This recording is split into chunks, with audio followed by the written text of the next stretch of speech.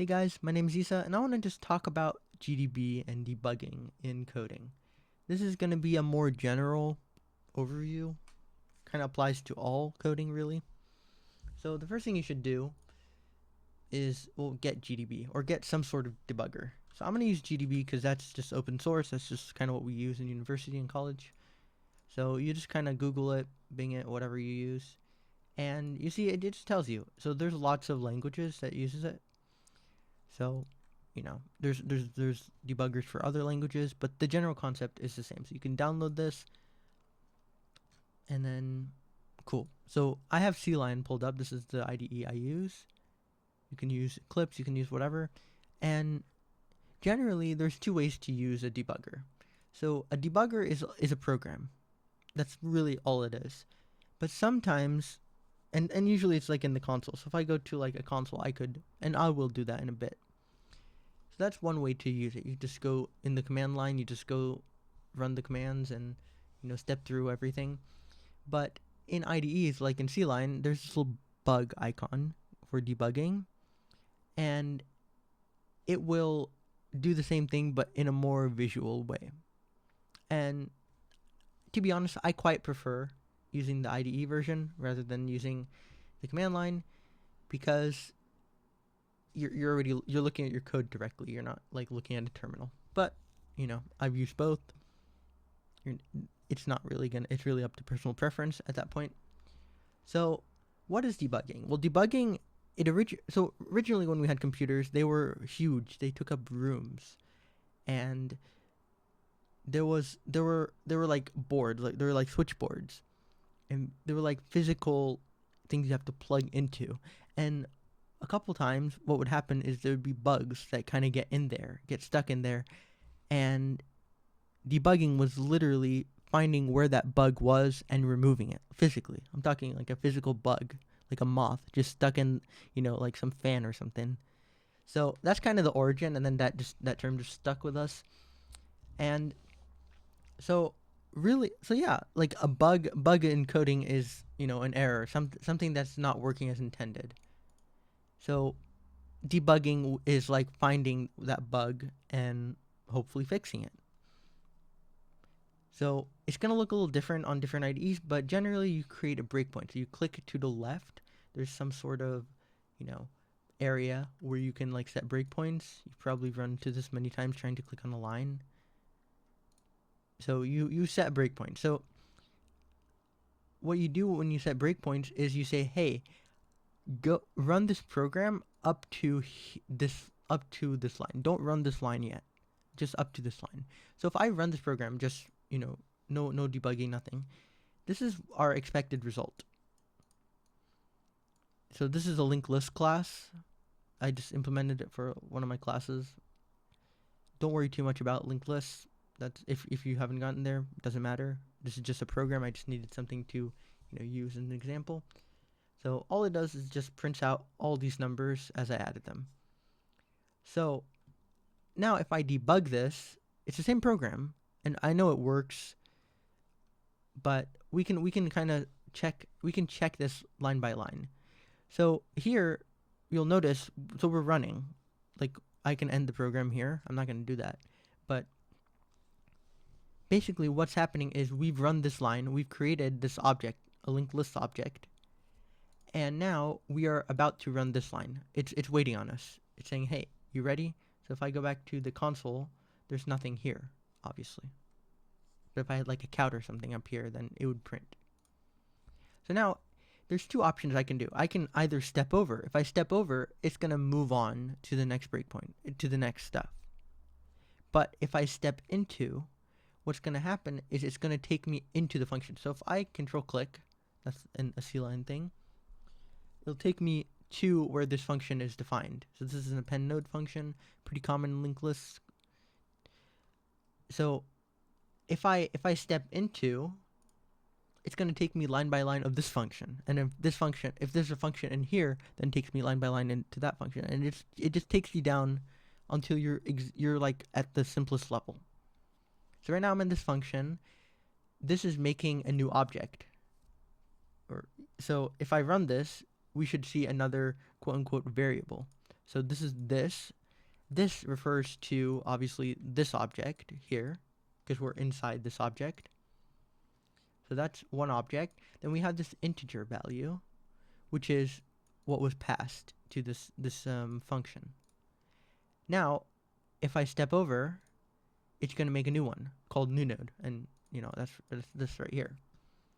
And now if I step over again, we get a size. So this size has just gone up.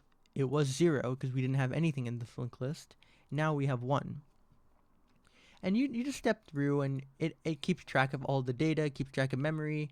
You can actually like look up stuff. So if I step into, and then step over a couple times, and then I say like ampersand size, click view, it's gonna take me to the memory location. So this is the memory address of the size variable. This is the value stored in there. So this can be helpful if you need it. I personally never use a memory view. I only use this, but you never know. So this is pretty handy, and this is kind of, maybe you're thinking, hey, why do I need to do this? I can just put counts. I can just put like a count size, and then I'll know the size there. I don't need these fancy things. But here's something. What if, let's just skip over a couple times. What if we're down here? What if this is hundreds long, and you're using multiple different functions, and it's going to be a real pain to trace every single one. But if you come in here, you can look. So you see size 6. I didn't even need to count. I didn't even need to count these. I just was like, yeah, I'm ready. I know what sizes.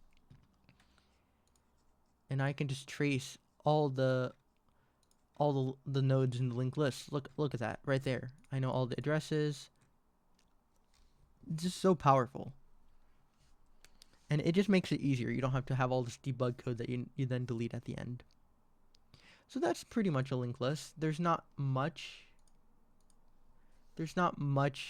more, or sorry, that's pretty much debugging.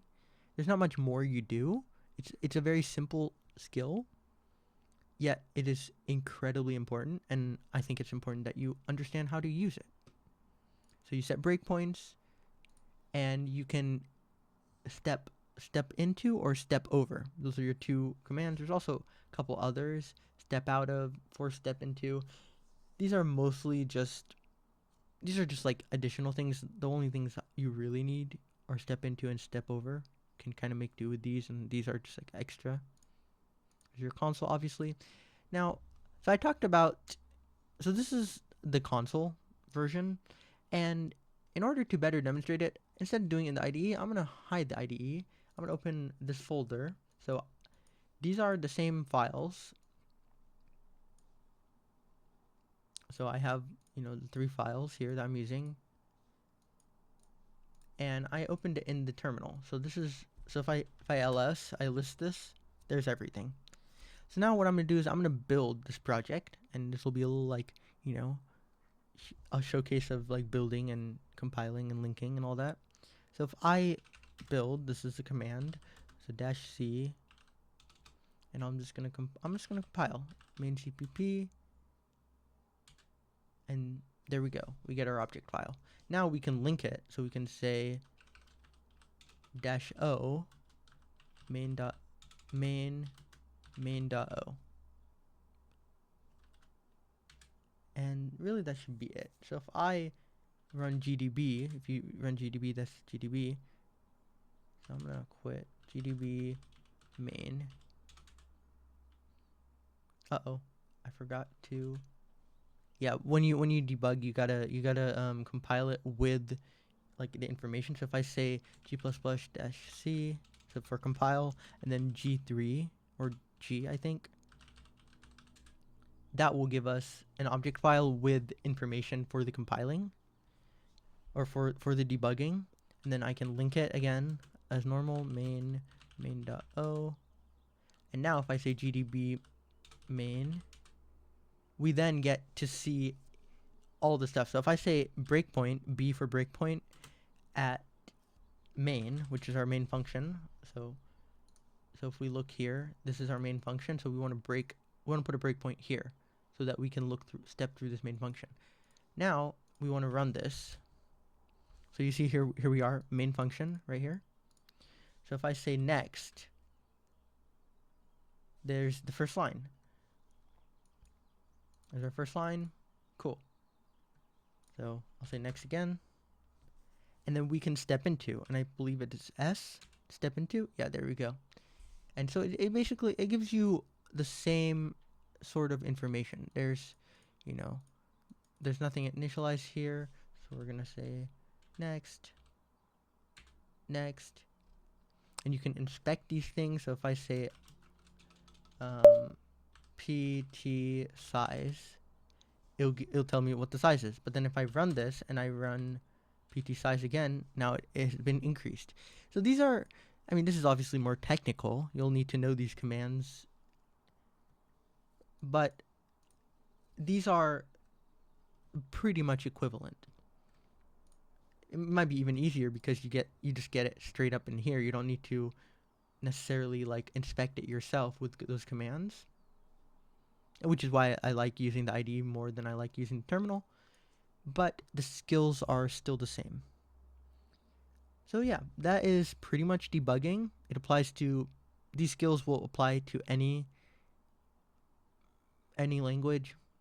They're very universal, and they're definitely something you should, you know, look into, play around with. The amount of times debugging has helped me is immense. So that's it. That's it for me. I hope this was helpful. I'll see you next time.